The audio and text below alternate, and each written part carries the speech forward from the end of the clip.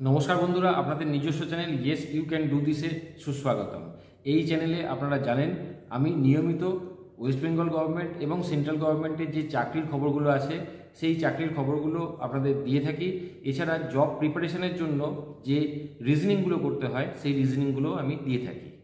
আজকে যে রিক্রুটমেন্টটা আমি বলতে চলেছি আপনাদের, সেটা হচ্ছে CBRI, মানে হচ্ছে সেন্ট্রাল বিল্ডিং রিসার্চ ইনস্টিটিউটের তরফ থেকে যে বিজ্ঞপ্তিটা প্রকাশ হয়েছে সেই ব্যাপারে আমি আপনাদের বিস্তারিত জানাবো। বিস্তারিত জানার আগে যদি আপনারা নতুন চ্যানেলে এসে থাকেন তাহলে চ্যানেলটিকে সাবস্ক্রাইব করে রাখুন, কারণ এই রকম ইন্টারেস্টিং আপডেট কিন্তু প্রতিদিন আমি নিয়ে আসি। তাহলে চলুন বিস্তারিত জানার জন্য আমাদের কম্পিউটার স্ক্রিনে আপনাদের নিয়ে যাই। প্রথমেই দেখুন বিজ্ঞপ্তিটা এসেছে সেন্ট্রাল বিল্ডিং রিসার্চ ইনস্টিটিউট এই তরফ থেকে। এখানে বিজ্ঞপ্তিটা আপনাদের কি কি পোস্টের জন্য আছে একবার দেখে নিই।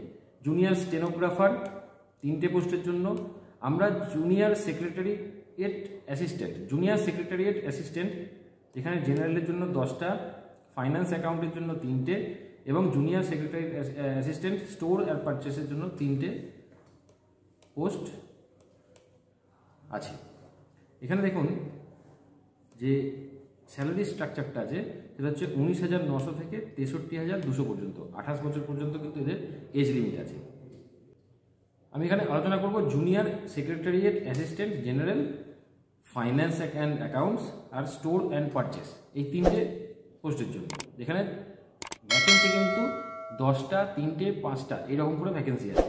তো মিনিমাম কোয়ালিফিকেশান হচ্ছে 10th + 2 মানে 12th।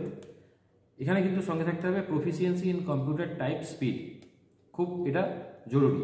তো এখানে যখন সিলেকশনটা হবে, সিলেকশন প্রসিডিওরটা কি আছে এখানে দেখুন। প্রথমেই কিন্তু নর্মালি কি হয়, রিটেন টেস্ট হয়, তারপর কম্পিউটার প্রফিসিয়েন্সি টেস্ট হয়। এখানে কিন্তু প্রথমেই কম্পিউটার প্রফিসিয়েন্সি টেস্ট হবে। যদি আপনারা ইংলিশ টাইপ করতে পারেন তাহলে ইংলিশ টাইপ করার জন্য আপনাদের 35 ওয়ার্ড পার মিনিট, আর হিন্দি যদি টাইপ করেন তাহলে তার জন্য 30 ওয়ার্ড পার মিনিট আপনাদের টাইপ করতে হবে এবং 10 মিনিট আপনাদের দেওয়া হবে টাইপ করার জন্য। তো এখানে যে কম্পিটিটিভ এক্সামটা হবে, রিটেন এক্সামটা হবে, তার কি স্কিম আছে একবার দেখে নিই। দেখুন, মোড অফ এক্সামিনেশন হবে কিন্তু OMR বেসড, কম্পিউটার বেসড হতে পারে, এখন ঠিক করেনি ওরা এখন পর্যন্ত। তো এখানে ইংলিশ ল্যাঙ্গুয়েজে হবে অথবা হিন্দি ল্যাঙ্গুয়েজ, দুটো ল্যাঙ্গুয়েজেই থাকবে, কিন্তু ইংলিশ পেপারটা যেটা হবে সেটা অবশ্যই ইংলিশ ল্যাঙ্গুয়েজে হবে। এক্সাম 10+2 লেভেলের এক্সাম হবে।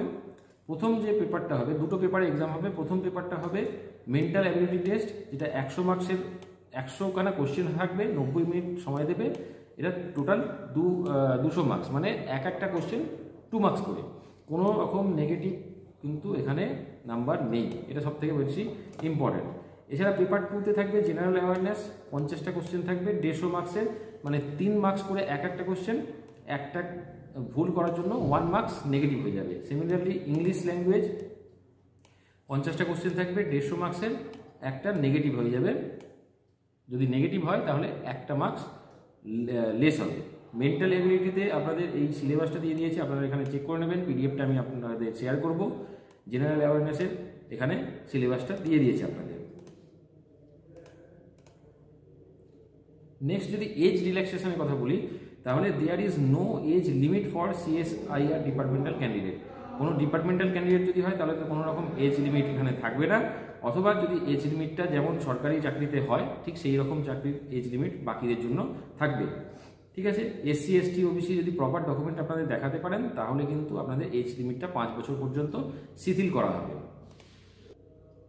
এছাড়া আর বাকি কি কন্ডিশন আছে, অ্যাপ্লিকেন্ট যিনি হবেন তাকে ইন্ডিয়ান সিটিজেনশিপ হতে হবে এবং 7 মার্চ 5:30টার মধ্যে কিন্তু আপনাদের অনলাইন অ্যাপ্লিকেশনটা সাবমিট করে দিতে হবে। তারপরে কিন্তু অনলাইন অ্যাপ্লিকেশন আপনারা সাবমিট করতে পারবেন না। ঠিক আছে, এছাড়া আপনাদের কি থাকবে দেখুন কিভাবে অ্যাপ্লাই করবেন। এই যে ওয়েবসাইটটা আছে এই ওয়েবসাইটে গিয়ে আপনারা অ্যাপ্লাই করতে পারবেন, বা ডাইরেক্ট এখান থেকে আপনারা কিন্তু এই নোটিফিকেশানটা ডাউনলোডও করতে পারবেন। ডাউনলোড করার পর অনলাইন অ্যাপ্লিকেশান করার জন্য আপনাদের অ্যাপ্লাই অনলাইন বলে একটা অপশান থাকবে, সেখানে গিয়ে অনলাইন অ্যাপ্লিকেশান করবেন এবং একটা ফর্ম থাকবে, সেই ফর্মটিকে ফিল আপ করে দেবেন। ফর্মটি ফিল আপ করার পর এখানে আপনাদের 500 টাকা ফিস লাগবে, শুধুমাত্র যারা জেনারেল ক্যান্ডিডেট তাদের জন্য। কিন্তু SC ST বা ওমেন বা এক্স সার্ভিসম্যান যদি হন তাহলে কোনো রকম কিন্তু ফি পেয়েবল না, কোনো রকম ফি পে করতে হবে না, কিন্তু তার জন্য প্রপার ডকুমেন্ট আপনাদের সাবমিট করতে হবে, আদারওয়াইজ কিন্তু হবে না। তো আজকের এই চাকরিটা আপনারা তাড়াতাড়ি অ্যাপ্লাই করে দিন, এবং কোনো রকম যদি সমস্যা হয় তাহলে আমাকে অবশ্যই কমেন্ট করে জানাবেন। তাহলে আজকে এই পর্যন্তই, ধন্যবাদ।